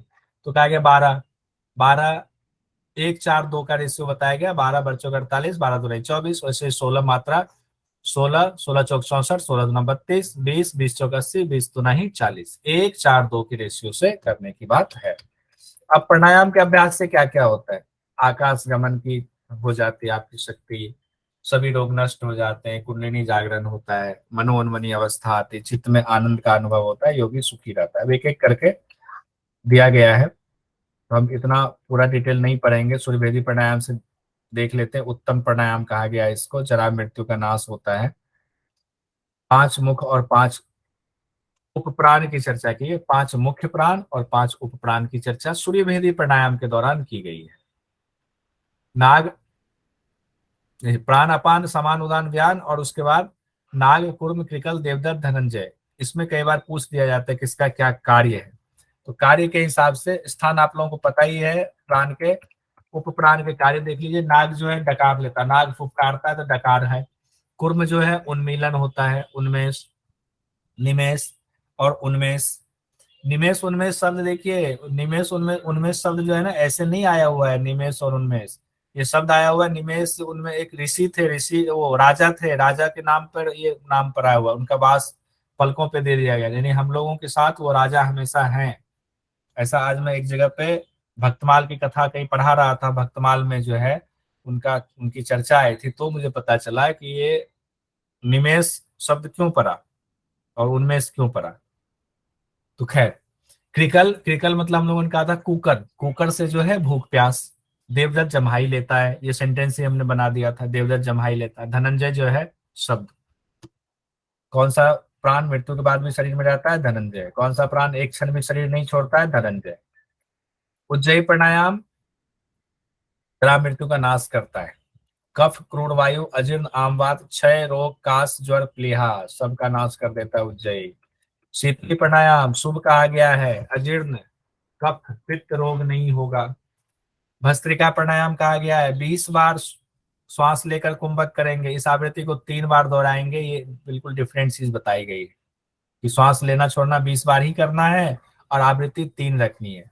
रोग का नाश होगा, क्लेश का नाश होगा, दिनों दिन आपकी आरोग्यता बढ़ेगी। भ्रामरी प्राणायाम इसमें सिंपल बताया गया है। भ्रामरी प्राणायाम का अभ्यास कब करना चाहिए? अर्धरात्रि को। किस कान से नाद सुनाई देता है? दाहिने कान से सुनाई देता है। क्या इसमें कोई भ्रमर की आवाज भी निकालना है क्या इसमें? बताएं कोई। सर इसमें नहीं दिया गया है, वो आगे जो चार अवस्थाएं 6 अवस्थाएं बताई गई है उसमें दिया है। अरे वाह मनीषा जी, आपको याद है, इसीलिए मैंने जानबूझ के पूछा था, क्योंकि जब भ्रामरी प्राणायाम है, प्राणायाम वाले चैप्टर में नहीं बताया गया, सीधे कहा गया अर्धरात्रि में, निशब्द रात्रि, जब सब सो जाए तब कान बंद करना है, दाहिने कान से आपको आवाज सुनाई देगी। लेकिन यहाँ नहीं कहा गया कि नाक से आवाज निकाली भ्रमरे की तरह। लेकिन वहां पे हमारा जो सबसे लास्ट समाधि वाला जब जाते हैं उधर, वहां पर है इस चीज की चर्चा कि भ्रमरे के समान आवाज निकालनी। खैर, विष्णु के परम पद की प्राप्ति होती है भ्रामरी प्राणायाम से, अपने आप समाधि की सिद्धि हो जाती है। ये इंपॉर्टेंट है, जब से 8 गुना ज्यादा ध्यान महत्वपूर्ण है, ध्यान से 8 गुना तप, तप से 8 गुना नाद श्रेष्ठ है, और नाद ही सर्वश्रेष्ठ है। कुछ ना आए तो नाद सर्वश्रेष्ठ है, ये क्वेश्चन तो आ ही जाता है। मन को आत्मा के साथ लय करने, ये मूर्छा कुंभक, निश्चित ही आनंद की प्राप्ति। केवली कुंभक, केवली कुंभक के दौरान हंस मंत्र की चर्चा यहाँ पर हम लोगों ने देखा हुआ था, और उसी दौरान बहुत डिटेल इसको केवली कुंभक इसमें बताया गया है कि 24 घंटे में 21,600 बार हम हंस मंत्र का जाप चलता रहता है। हंस की संख्या ज्यादा होगी तो उम्र घटेगी, यानी कि जल्दी जल्दी हम श्वास ले रहे हैं, और संख्या कम होगी, लंबा श्वास हमारी होगी, और धीमा, लंबा मतलब यानी कि भस्त्रिका की तरह बहुत लंबा ले रहे, दूर तक छोड़ रहे, दूर तक नहीं छोड़ने की बात की है। धीमा श्वास होगा, हमारी श्वास ज्यादा बाहर नहीं जानी चाहिए, अंदर अंदर ज्यादा चल रहा है हमारा, लंबी श्वास हो रही है, उम्र बढ़ेगी। शरीर का माप 96 अंगुल बताया गया है। स्वाभाविक तौर पर वायु 12 अंगुल बाहर जाती है, और जो ये 4-5 चीजें इसमें बताई गई हैं, गायन में 16 अंगुल, भोजन में 20 अंगुल, चलने में 24 अंगुल, नींद में 30 अंगुल, मैथुन में 36 अंगुल, और व्यायाम और व्यायाम वगैरह एक्सरसाइज वगैरह में और भी ज्यादा अंगुल श्वास बाहर निकलती है। केवली कुंभक प्रथम दिन 64 बार करना चाहिए। केवली कुंभक की आवृत्ति 8 बार पूरे दिन में, यानी हर 3 घंटे में केवली कुंभक करने की बात कही गई है। सुबह, दोपहर, शाम, मध्य रात्रि और रात्रि के अंतिम प्रहर में, या फिर त्रिसंध्या यानी 3 बार अभ्यास करना है। अब सीधे हम लोग ध्यान पे आ जाते हैं। ध्यान जो कहा गया है घेरन संहिता में, बड़ा सुंदर इसमें व्याख्या है। ध्यान का हम लोगों ने करा भी था, 6ठे अध्याय में है स्थूल ध्यान, ज्योति ध्यान, सूक्ष्म ध्यान। स्थूल ध्यान के 2 भेद हैं, ज्योति ध्यान के भी 2 भेद हैं, सूक्ष्म ध्यान एक ही है। तो स्थूल ध्यान में क्या क्या है? एक में हृदय पर जो हम लोगों ने मेडिटेशन करा था, कि हम पहुंच गए थे, सीधे उस टापू पे पहुंच गए थे अमृत के समंदर से होते हुए। दूसरा सहस्रार पर ध्यान लगाना है, इससे ज्यादा डिटेल नहीं जाएंगे। मूलाधार में सर्पाकार कुंडलिनी है, ज्योति ध्यान की चर्चा आ गई। ज्योति ध्यान में भी दो है कि मूलाधार में सर्पाकार कुंडलिनी है, यहीं पर दीपक की लौ के रूप में आत्मा का निवास है। यहाँ पर तेजो में परब्रह्म का ध्यान करना ही तेजो ध्यान है। देखिए आत्मा का निवास दो जगह बताया गया है, एक मूलाधार में और एक आपका बताया गया है आज्ञा चक्र पर घेरन संहिता में, ये बात अलग है। ज्योति ध्यान दूसरा जो है भावों के मध्य में भूमध्य पर जो मन से भी ऊपर है, वहां तेजोमय प्रणव ज्योति है, उस ज्वालावली युक्त ज्योति का ध्यान ही ज्योतिर्ध्यान है। यानी दोनों जगह पे आत्मा जो है, दोनों का ध्यान पहले आप कर ले, कुंडलिनी और वहां दीपक की लौ के समान जो आत्मा का निवास है, पहले तो दोनों का ध्यान कर लेंगे। अब सूक्ष्म ध्यान में जो है मिलन कराना है दोनों का। तो सूक्ष्म ध्यान में कैसे मिलन कराना है? बहुत भाग्य से ही योगी की कुंडलिनी शक्ति का जागरण होता है, वह आत्मा के साथ संयुक्त होकर सुषुम्ना में यानी राजमार्ग में विचरण करने लगती, लेकिन वो इतनी तेज गति से उतनी सूक्ष्म और चंचल होती है कि दिखाई नहीं देती है।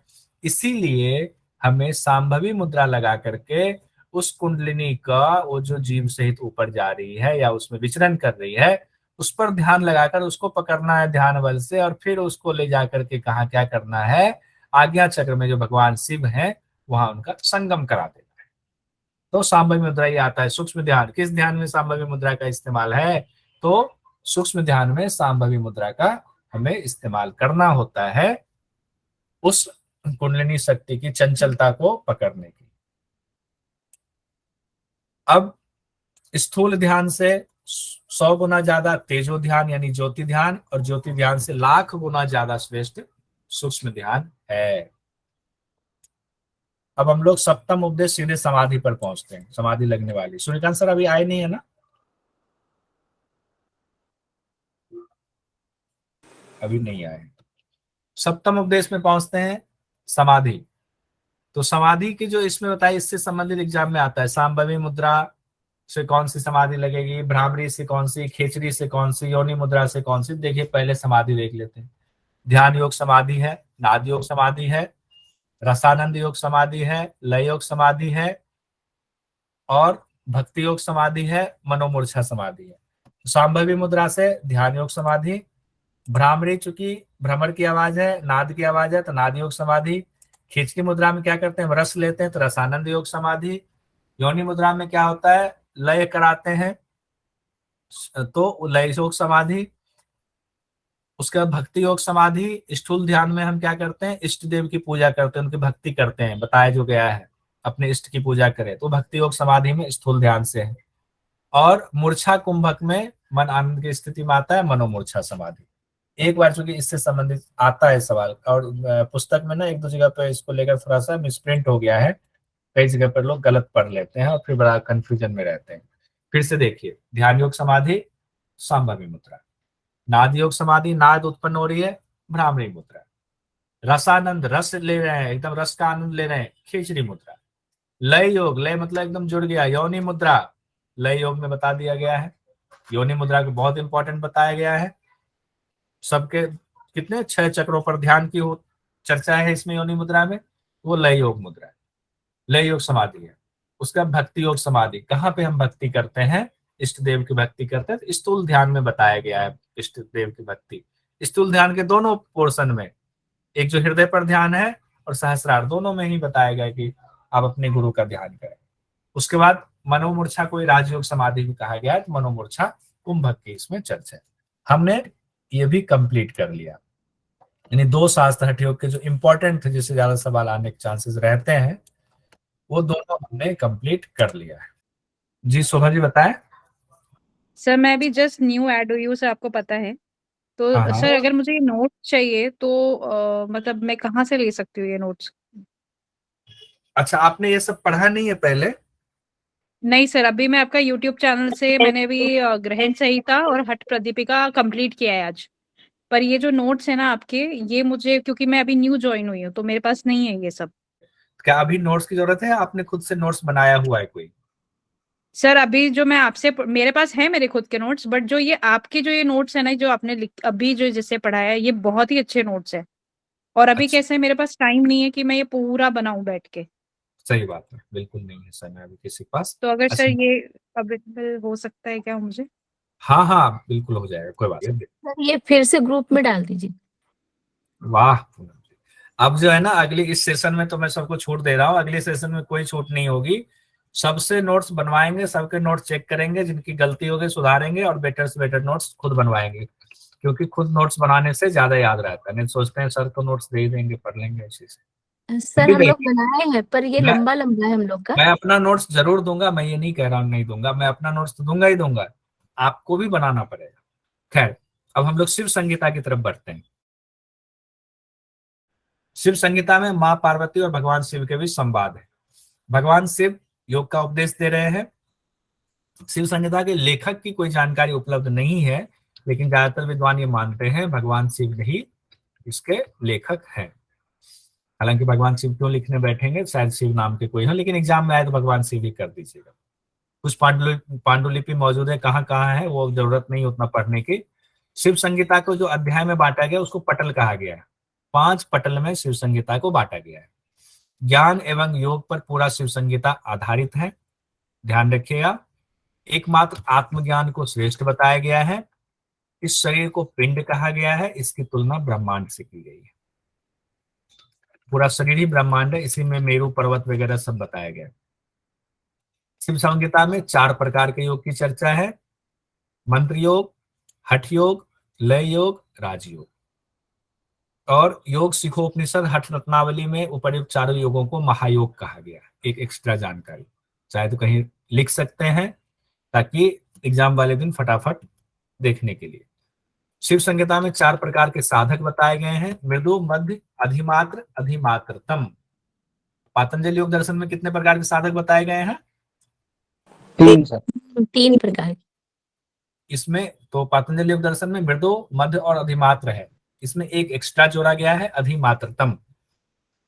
शिव संगीता में योग विघ्न की चर्चा है। 3 योग विघ्न बताए गए हैं, भोग रूप, धर्म रूप, ज्ञान रूप। अगर कूट में दे दिया जाए ध्यान रखिए, भोग धर्म ज्ञान, भोग धर्म ज्ञान।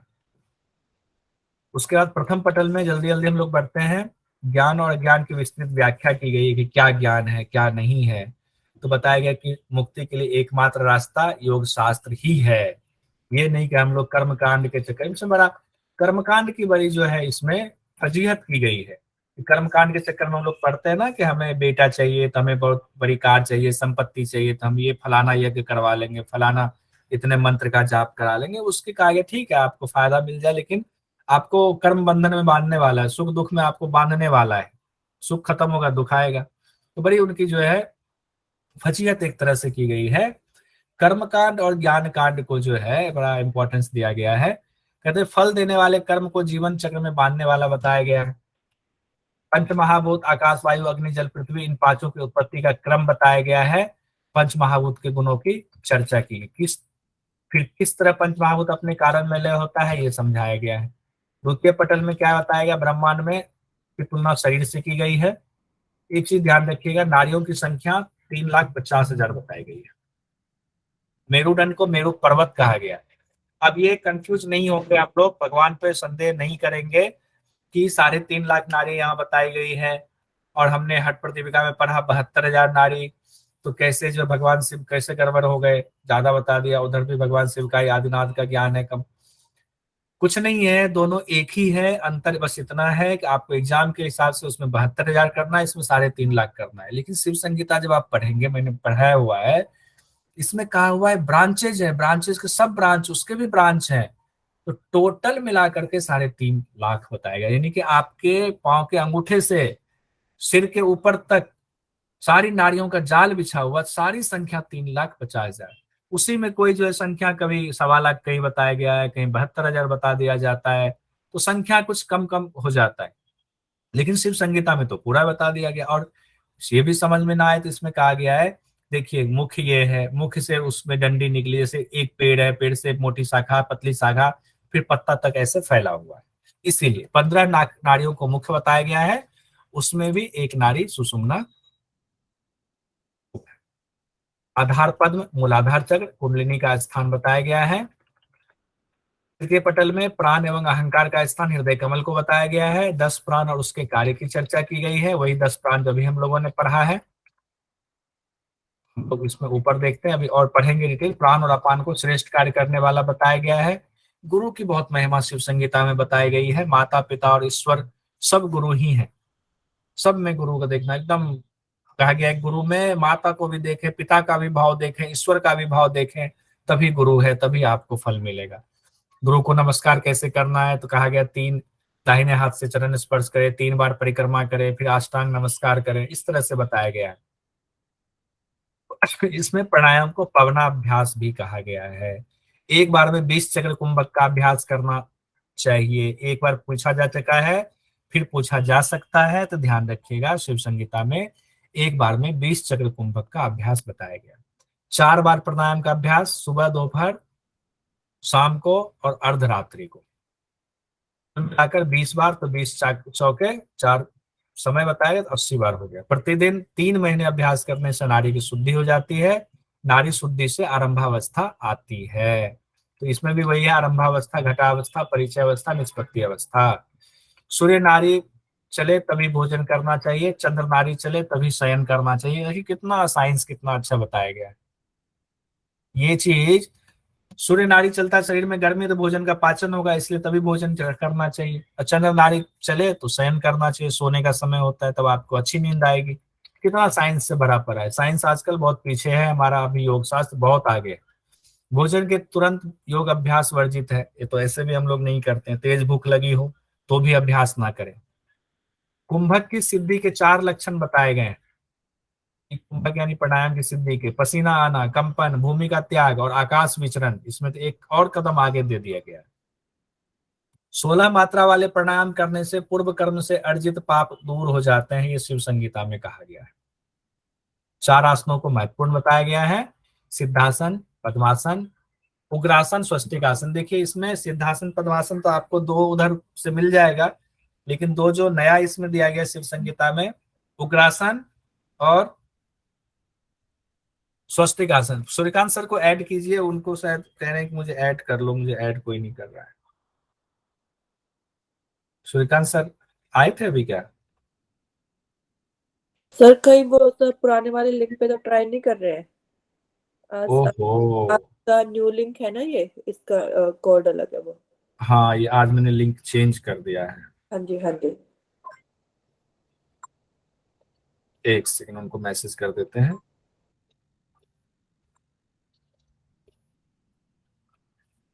सूर्यकांत सर वो नया लिंक आज मैंने क्रिएट कर दिया। आप सिर्फ पुराने लिंक से ऐड हो रहे होंगे, तो नए लिंक से ऐड कर दीजिएगा सूर्यकांत सर आपके वाले। चतुर्थ पटल, सबसे पहले योनि मुद्रा का वर्णन है। हाँ, तो उसमें बात हो रही थी उग्रासन और स्वस्तिकासन 2 जोड़ा गया है। इसको फिर डिटेल में हम और पढ़ेंगे, एक बार और रिवीजन करेंगे। चतुर्थ पटल में सबसे पहले योनि मुद्रा का वर्णन किया गया है, फिर 10 मुद्रा का वर्णन किया गया है। तो एक तरह से 11 मुद्रा हो जाता है। 10 मुद्रा अलग से, योनि मुद्रा एक अलग से, तो 11 मुद्रा। खींचनी मुद्रा को प्राणों से भी अधिक प्रिय बताया गया है। भगवान शिव ने कहा है खींचनी मुद्रा प्राणों से भी अधिक प्रिय है। पंचम पटल में क्या कहा गया है? योगाभ्यास के दौरान विघ्न की चर्चा की गई है। 3 प्रकार के विघ्न जो ऊपर था, भोग रूप विघ्न, धर्म रूप विघ्न, ज्ञान रूप विघ्न। योग के 4 प्रकार, मंत्र योग, हठ योग, लय योग, राजयोग के पहले पढ़ चुके हैं। साधक के 4 प्रकार, एक तरह से रिवीजन हो रहा है, देख लीजिए। मृदु, मध्य, अधिमात्र और अधिमात्रतम। कंध का स्थान बताए, गुदा से 2 अंगुल ऊपर और जननेंद्रिय से 1 अंगुल नीचे। कंध में कुंडलिनी का वास है। 3.5 फेरा लपेटे, टेढ़ी आकृति वाली कुंडलिनी पूंछ को मुंह में डालकर सुषुम्ना विवर में स्थित रहती है। 6 चक्रों का विस्तृत वर्णन किया गया है। साथ ही शिव के स्थान की चर्चा है, जिसे वाराणसी कहा गया है। यानी कि आज्ञा चक्र वाले स्थान को वर्णा प्लस असी, वाराणसी अपने शरीर में ही वाराणसी है, और इसी में इलाहाबाद यानी संगम स्थल भी अपने शरीर में ही, आज्ञा चक्र में ही संगम स्थल, जहां इरा, पिंगला, सुषुम्ना तीनों मिलती है, उसी को इलाहाबाद संगम स्थल कहा गया। तो बताइए कहाँ कहीं जाना? शरीर में ही आपके वाराणसी है, शरीर में ही आपके जो है इलाहाबाद है, और शरीर में आपके मेरू पर्वत है, शरीर में ही सारे आकाश सारा ब्रह्मांड है। तो कहाँ कहीं भटकना है? तो इरा प्लस पिंगला, वर्णा कहा गया इरा को, पिंगला को 80, आज्ञा चक्र हो गया, तो ये हो गया वाराणसी। भगवान शिव कहते हैं वहीं पर यानी वाराणसी में मैं विश्वनाथ के रूप में मौजूद हूँ। चित्रा नारी और ब्रह्मरंध्र का स्थान बताया गया है। प्राण धारण की विधि और फल का वर्णन कहा गया है।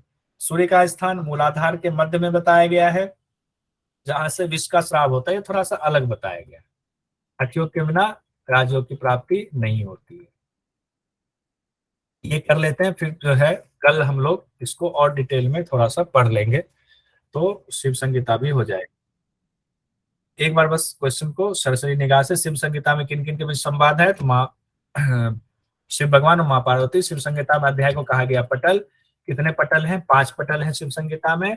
4 प्रकार के योग की चर्चा है, मंत्र योग, हठ योग, लय योग, राजयोग। शिव संगीता में कितने प्रकार के साधक बताए गए हैं? 4 प्रकार के। शिव संगीता के मुताबिक एक समय में कुंभक कितने चक्रों का अभ्यास करना चाहिए? 20 चक्रों का ये पूछा जा चुका है। शिव संगीता के अनुसार 84 आसनों में से किन मुख्य आसनों को करने का विधान है? तो 4, सिद्धासन, पद्मासन, उग्रासन। स्वस्तिक आसन, उग्रासन को ही स्वस्तिक आसन, सिंहासन, सिंहासन को ही भद्रासन कहा गया है, और पद्मासन को सिंहासन कहा गया है।